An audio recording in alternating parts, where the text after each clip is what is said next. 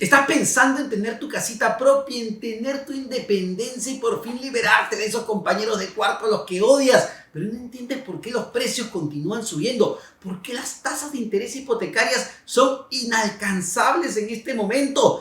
A ver, es el mejor momento para comprar una vivienda en el Perú. ¿Qué está pasando a nivel internacional? Y si esto está afectando justamente lo que ocurre aquí en el mercado peruano. Estamos frente a una burbuja inmobiliaria como se advierte en determinados países, en Estados Unidos, Europa. Bueno, aquí te lo contamos.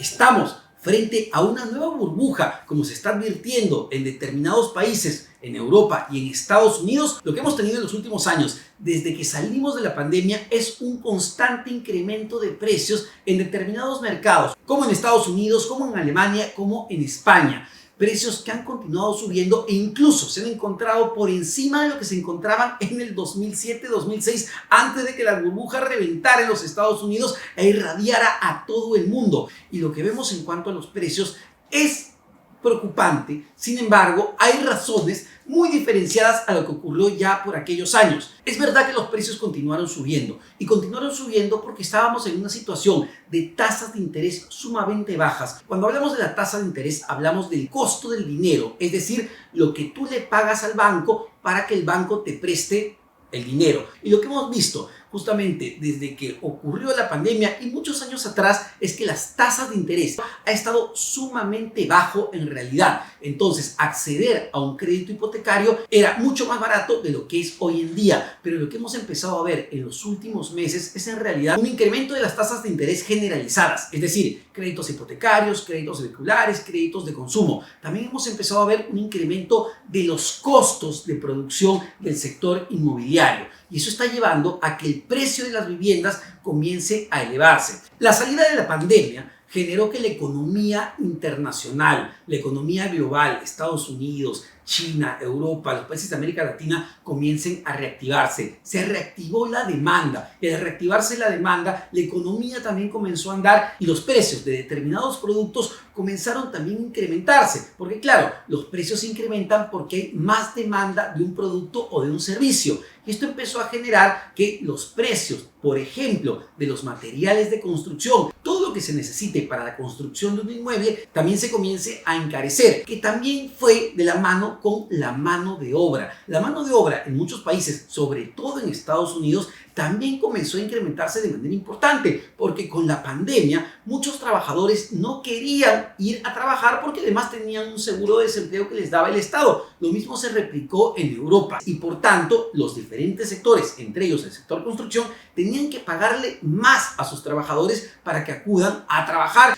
Eso ha generado un proceso inflacionario, es decir, un incremento de precios generalizado que se agravó además con la crisis, con la guerra de Rusia sobre Ucrania, que elevó aún más los costos de una serie de productos y también una serie de servicios. Entonces, ante un mayor incremento de precios, lo que han tenido que hacer los diferentes bancos centrales del mundo, entre ellos la Reserva Federal de los Estados Unidos, es elevar las tasas de interés, porque esta es una de las principales herramientas que tienen las entidades monetarias justamente para controlar la inflación. Pero volvamos al sector inmobiliario porque esto es importante. Y entonces vimos que los precios de las viviendas comenzaron a aumentar en los últimos meses. Sin embargo, esto significa que estamos nuevamente frente a una burbuja inmobiliaria. No, porque lo que teníamos en el 2007-2006, cuando se gestó justamente la crisis de hipotecas basura, era una burbuja porque había factores especulativos. ¿Qué significa esto? Había muchos inversores apostando a que el mercado iba a seguir subiendo, subiendo y subiendo y compraban viviendas por encima del precio real del mercado, hasta que en un momento las personas ya no tuvieron cómo pagar esas hipotecas porque además los bancos, el sistema financiero dio y entregó créditos sin siquiera hacer un análisis concienzudo, un análisis real de las posibilidades de pago de esas familias, y llegó un momento donde ya nadie pudo pagar y eso llevó al colapso no solo del mercado inmobiliario, sino que llevó al colapso del sistema financiero global porque contagió a todo el mercado. Este caso es totalmente distinto porque, como hemos dicho, Aquí sé fundamentos que explican el incremento de los precios en los últimos meses. Y lo que hemos visto ya comenzando el 2023 o en los últimos meses del 2022 es que los precios han comenzado a bajar. Es decir, el hecho de que los costos de producción hayan aumentado, el hecho de que las tasas de interés también hayan aumentado para tratar de controlar la inflación ha generado que haya una menor demanda por viviendas, porque ya los bancos de alguna manera, esperemos, aprendieron a que no pueden otorgar créditos por doquier, porque además hay mayores niveles de control que se establecieron justamente a partir de la crisis del 2008.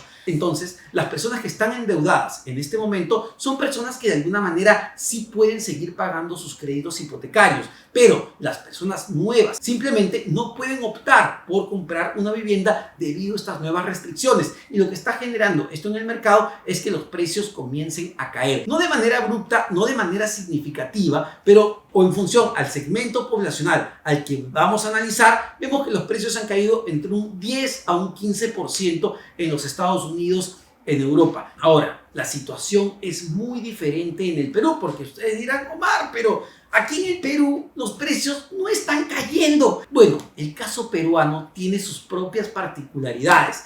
Y nuevamente, planteemos la misma pregunta, porque siempre nos encanta hablar de burbujas sin saber lo que significa necesariamente una burbuja. Burbuja económica, también llamada burbuja especulativa, burbuja de mercado o burbuja financiera. Es un fenómeno que se produce en los mercados en buena parte debido a la especulación, que se caracteriza por una subida anormal, incontrolada y prolongada del precio de un activo o producto. Entonces, nuevamente, en Perú, ¿estamos frente a una burbuja inmobiliaria? Claramente no, porque el incremento de precios que hemos vivido en los últimos años y en las últimas décadas en realidad tiene fundamentos sumamente sólidos. Probablemente el principal fundamento del incremento de precios que vemos hasta el día de hoy y que se ha ido desacelerando, es verdad, en los últimos años, tenga que ver con el déficit habitacional. Omar, ¿cómo se come el déficit habitacional? El déficit habitacional son aquellas personas que no tienen una vivienda. En realidad son las familias que no tienen una vivienda. Y en este país todavía hay 1.800.000 familias sin una vivienda propia. Es un montón de gente que tiene que vivir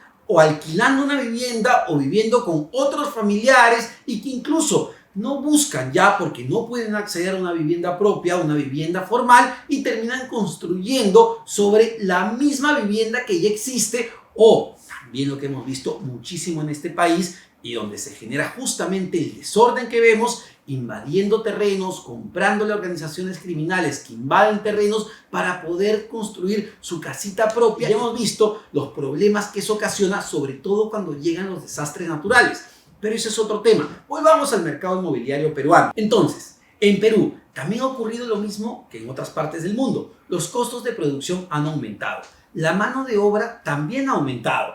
Las tasas de interés, el costo del dinero, también ha aumentado. Sin embargo, la venta de viviendas en el último año, al menos en el último trimestre, durante el verano del 2023, se ha caído 23% frente al 2022. Una caída abrupta y significativa. Entonces, ¿por qué pese a esa caída? ¿Por qué pese a esa menor demanda de viviendas, los precios no caen en la misma proporción? Según veíamos algunos reportes de Urbania o de otras instituciones, asociaciones inmobiliarias, lo que vemos es más bien que los precios han tendido a subir poco, pero han tendido a subir un 6% más o menos de la mano con la inflación. Es decir, muchas inmobiliarias prefieren esperar a que el mercado se calme porque saben y tienen conocimiento de que todavía existen familias y personas que podrían acceder a una vivienda, porque además existe un mercado informal muy grande. Es decir, hay muchísimas personas y muchas familias que son informales y que no necesariamente ganan mal, sino todo lo contrario, que están alejadas del radar del control de la SUNAT, de pagar impuestos,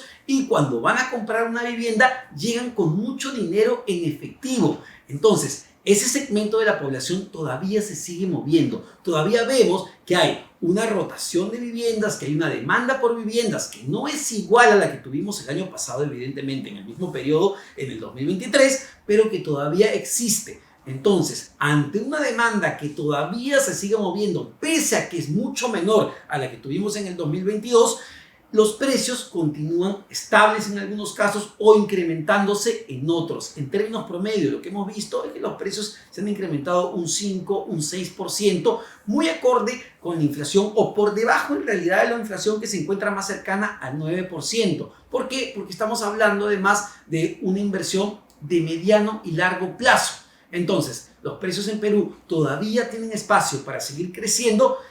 Sí, pero en la medida que la demanda se reactive. Lo que estamos viendo ahora son precios que crecen muy poco en realidad, crecen casi con la inflación o que se mantienen estables. Pero es muy difícil, al menos en determinados sectores, ver que los precios caigan de manera abrupta como sí ocurre en otros países. Así que entonces, ¿es el momento para comprar una vivienda? Bueno, la respuesta es depende. ¿Depende de qué? Depende de muchos factores. Depende de cuánto dinero tengas para la cuota inicial. Depende de si tienes un trabajo formal o informal. Depende de cómo te califique la entidad financiera si vas a optar por un crédito hipotecario. Porque hay muchos factores para determinar justamente cuál va a ser el costo del dinero al momento de prestarte justamente tu crédito hipotecario. Depende también del lugar donde compres el inmueble, del precio del inmueble que estés comprando. Entonces, hay muchísimos factores en este momento. Lo cierto es que si estás esperando que los precios caigan de manera abrupta en el 2024, en los próximos meses, es muy probable que eso no vaya a pasar. Lo real es que el costo del dinero, la tasa de interés, sí es más alta. Pero ojo, si ya tienes un monto importante de dinero en este momento para invertirlo en una vivienda, en un inmueble, que es una tremenda inversión, sobre todo si no tienes una casa propia y estás pagando un alquiler, quizás sí sea el mejor momento para comprar una vivienda y no esperar a que el mercado se reactive y no solo las tasas de interés sigan subiendo, sino que también los precios de las viviendas sigan subiendo de manera significativa porque la demanda se puede reactivar también de la mano y mucha gente va a querer comprar esa casa que tú ya habías visto, ese departamento que tú tenías ubicado para tu familia. Pero nuevamente, al ser una decisión pero tan importante y trascendente porque implica en muchísimos casos endeudarse por 15, 20 o 25 años, sí es una decisión que hay que tomar de una manera pausada y reflexiva para evitar luego emocionarse y gastar nuestro dinero en algo o en un inmueble que luego no vamos a poder terminar de pagar porque las tasas o las cuotas me empiezan a comer de manera significativa porque no preví que me podía quedar sin trabajo y entonces voy a perder lo que ya pagué. Así que nuevamente, para este tipo de decisiones, lo mejor es siempre pensar bien cuánto tengo, cuánto espero tener en el futuro y qué es lo que yo puedo pagar en este momento.